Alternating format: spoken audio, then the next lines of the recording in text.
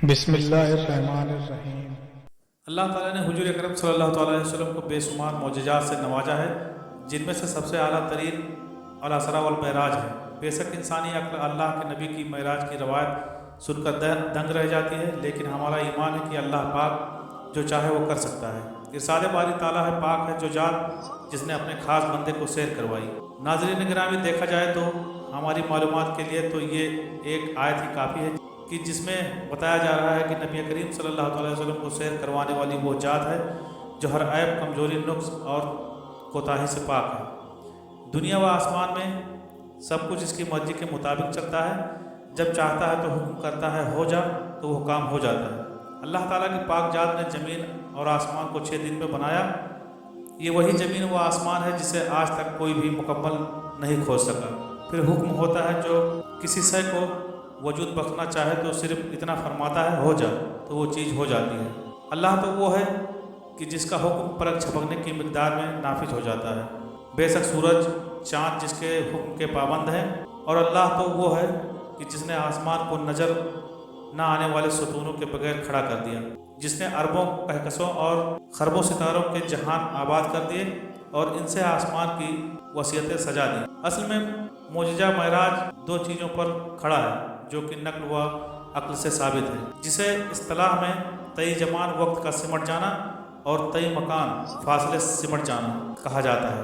طی زمان کا مطلب یہ ہے کہ کئی لاکھوں سالوں کا وقت چند ہی عرصے میں گزر جانا ہے، اور طی مکان سے یہ مراد ہے کہ کئی لاکھوں سالوں کا سفر چند ہی وقت میں ہو جانا ہے۔ زبان و مکان کی صورتیں چند وقت میں ہو جانے کے بارے میں معجزات و کرامات قرآن و روایت ثابت ہوتی ہے۔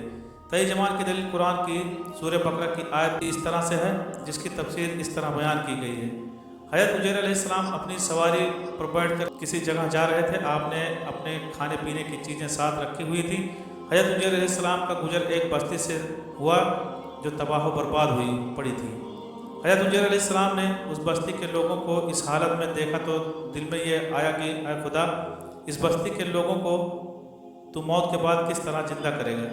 تو اللہ تعالیٰ نے حضرت عزیر علیہ السلام کو اس الفاظ کہنے پر 100 سال تک موت کی حالت میں رکھا تھا۔ پھر عزیر علیہ السلام کے جسم میں جان واپس ڈالی تو عزیر علیہ السلام کے کھانے پینے کی سب چیزیں بالکل اسی طرح تھی، جبکہ ان کی سواری گدھے کی ہڈیاں تک گل گئی تھیں۔ اللہ تعالیٰ نے حضرت عزیر علیہ السلام سے دریافت کیا کہ عزیر کتنی دیر تک موت کی حالت میں رہے ہو؟ حضرت عزیر علیہ السلام نے جواب دیا، اے اللہ، میں 1 دن یا اس سے بھی کم عرصہ تک اس حالت میں رہا ہوں۔ اللہ تعالیٰ نے فرمایا، اے عزیر، نہیں، تم 100 سال تک موت کی حالت میں رہے ہو، اس کے بعد تم کو دوبارہ زندہ کیا گیا ہے۔ اپنی سواری گدھے کی طرف نظر مارو جس کی ہڈیاں تک گل سڑ گئی ہیں، اور اپنے کھانے پینے کی چیزوں کی طرف دیکھو جو ابھی تک ویسی پڑی ہیں۔ یہ سب کچھ میں نے اس لیے کیا ہے کہ تم آنے والے لوگوں کے لیے نشان چھوڑ جاؤ۔ اللہ تعالیٰ نے حضرت عزیر علیہ السلام کو فرمایا، دیکھنا ہم آپ کے گدھے کو کس طرح زندہ کرتے ہیں۔ اللہ تعالیٰ نے فرمایا، ہو جا، گدھا دوبارہ اپنی پہلی حالت میں کھڑا ہو گیا۔ اسی کو طی زمان کہتے ہیں کہ بہت زیادہ عرصے کا چند لمحوں میں گزر جانا۔ اس طرح طی مکان یعنی فاصلوں کا سمٹ جانا۔ قرآن مجید کی سورہ نمل کی آیت 38-40 کی تفسیر اس طرح سے بیان کی گئی ہے کہ حضرت سلیمان علیہ السلام نے اپنی بیوی بلقیس کے تخت کے بارے میں سنا جو کسی اور ملک میں کافی میلوں کی دوری پر تھا۔ حضرت سلیمان علیہ السلام نے بلقیس کو اللہ تعالیٰ کا حکم دینے کے لیے اپنے پاس بلایا تو اپنے جانشینوں کو حکم دیا کہ وہ تخت میرے پاس کون اٹھا کر لائے گا؟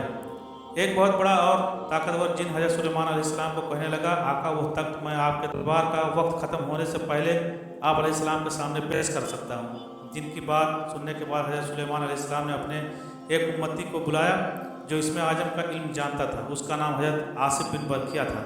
حضرت سلیمان علیہ السلام نے حضرت آصف بن برقیہ سے پوچھا کہ تم وہ تخت کتنی دیر کے اندر لا سکتے ہو؟ اس نے کہا، اے سلیمان علیہ السلام، میں وہ تخت آپ کے پلک جھپکنے سے پہلے آپ کے سامنے پیش کر سکتا ہوں۔ وہی ہوا، انہوں نے ملکہ بلقیس کا تخت حضرت سلیمان علیہ السلام کے پلک جھپکنے سے پہلے آپ علیہ السلام کی خدمت میں پیش کر دیا۔ اس سے ظاہر ہوتا ہے کہ اللہ تعالیٰ رحیم و کریم، غفور اور زمین و آسمان کو پیدا کرنے والا ہے۔ وہ جب چاہے جو چاہے اسی وقت کر سکتا ہے۔ آج کل جدید سائنس دور میں انسان کے لیے ہر بات کو سمجھنا بہت ہی آسان ہو گیا ہے کہ پہلے جب ہم کہا کرتے تھے کہ ہم ہوا میں اڑ سکتے ہیں تو کوئی بھی اس بات کو ماننے کے لیے تیار نہیں تھا۔ تو اب ہر کوئی हवाई जहाज़ के बारे में इल्म रखता है और ये कहता है कि हमने हवाई जहाज़ के जरिए एक जगह से दूसरे जगह पर कई महीनों का सफ़र दिनों में तय किया है। इसी तरह पुराने वक्तों में कोई इस बात को मानने के लिए तैयार नहीं था कि बिजली के जरिए हम कई तरह के काम लेकर हम घंटों का काम चंद मिनटों में कर सकते हैं, बल्कि ट्रेन कई दिनों का सफ़र चंद घंटों में तय करने में हमारी मदद करती है। हम बिजली के जरिए मशीन, पंखे चला सकते हैं और कई अंधेरों में घिरे कमरों को रोशन कर सकते हैं। ये तो दुनिया वालों की बनाई हुई चीज़ों की बात कर रहे हैं, तो अल्लाह ताला की कुदरत के तो क्या कहने हैं।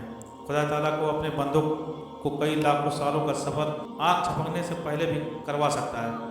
हमारे साइंसदान ये कह रहे हैं कि हम तो कायनात का चंद हिस्से के बारे में इल्म रखते हैं। साइंसदानों का कहना है कि हमको 5% कायनात के बारे में इल्म हासिल किया है।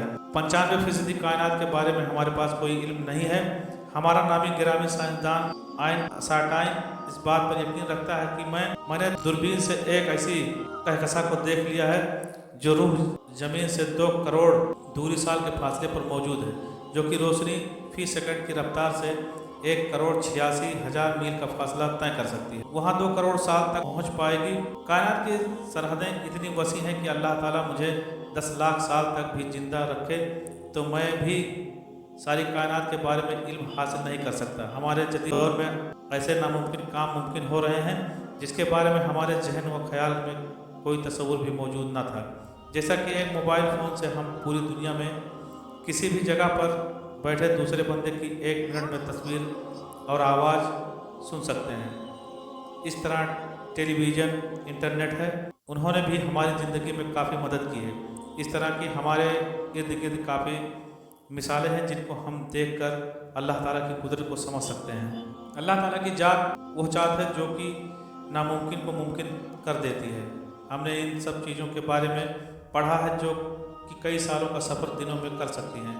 इन सब हक़ाइक़ के होते हुए गौर कर लें कि इन तमाम रफ्तारों का खालिक, कायनात का मालिक अगर अपने रसूल सल्लल्लाहु अलैहि वसल्लम को चंद लम्हों में लाखों मील की सैर और करोड़ों मुशाहदात करवा देता है तो इसमें कौन सी नामुमकिन व खिलाफ अक्ल बात है।